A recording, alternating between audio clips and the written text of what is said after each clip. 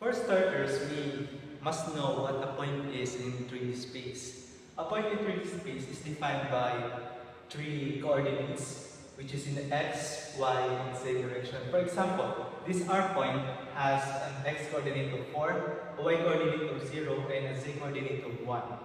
This constitutes a point. Now, this is what we call a vector.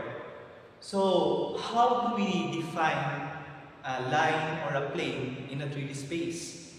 We can also use vectors for that. And what you can see here is a vector summation representation of those three objects: a point, a line, and a plane. So, as you can see here, this is a point, right? This is 3, 4, 5, this is a point. Plus u times another point. No, this is not a point. This is a vector.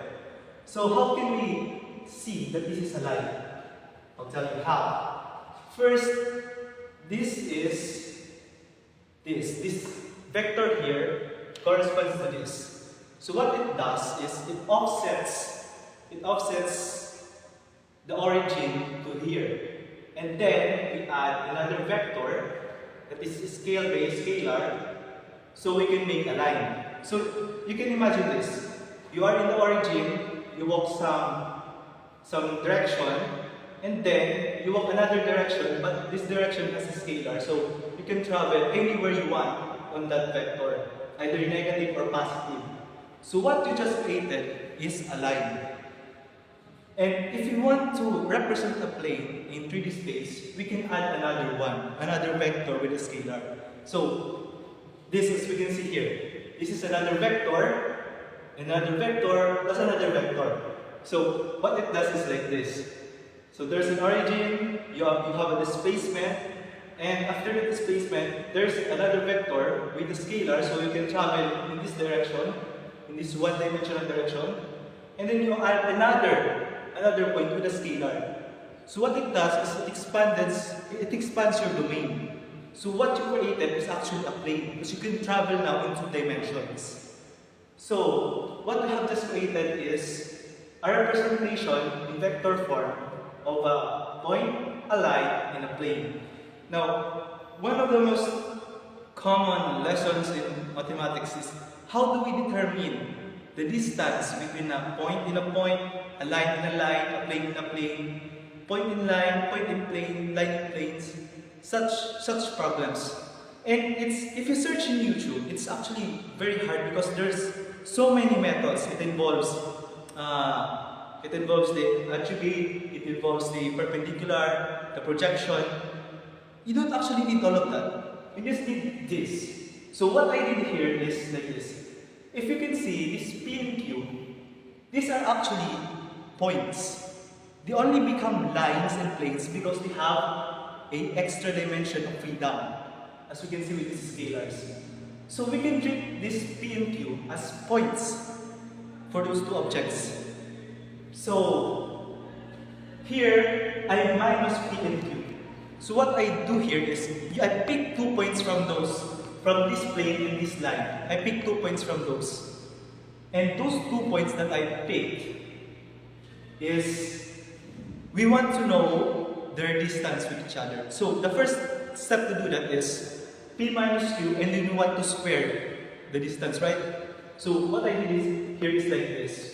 P minus Q, so I minus the 2 vectors. And the result I got is this. And then I square them by element by element. So I squared the x direction, y direction, the z direction. This is the same thing as how we do it normally if you want to compute the distance between two points. And then after squaring them element by element, we'll add all of them. So I added the sum function. And if you add all of them, the result will be the distance between P and Q. However, we don't actually know the distance between P and Q, since there are these unknown variables A, B, and Q. So what we actually just created is something like a function of all possible distances between all points of this plane and this line. So what we need is a way to know which of those pair of points have a minimum distance. And this is where calculus comes in. So this is a partial derivatives. It's a multivariable calculus. So a partial derivative d over dA of the distance PQ. So you can just imagine getting the partial derivative of this equation, and we put it here, and we also get the partial derivative in respect to d, partial derivative in respect to u. We put them here in this vector. This is equal to the gradient of the distance of the equation for the distance of PQ expression. And then we equate them to the zero vector. And after that, we will have three systems of equations. For this one, and this one. And this is enough to determine what is A, B, and U. And since what we are doing here is getting the derivative and then equating it to zero, actually it's getting the gradient, we're actually getting the minimum distance. It's just like normal derivative.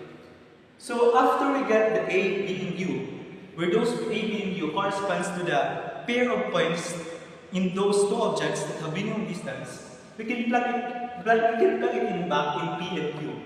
And when we plug it in back, we now get a point. 2 points actually. And those 2 points are the points on the objects that have the minimum distance. And that's what we want to find.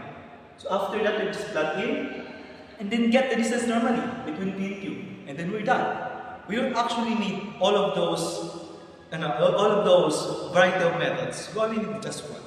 And that's what I use for the entire math class actually. Thank you.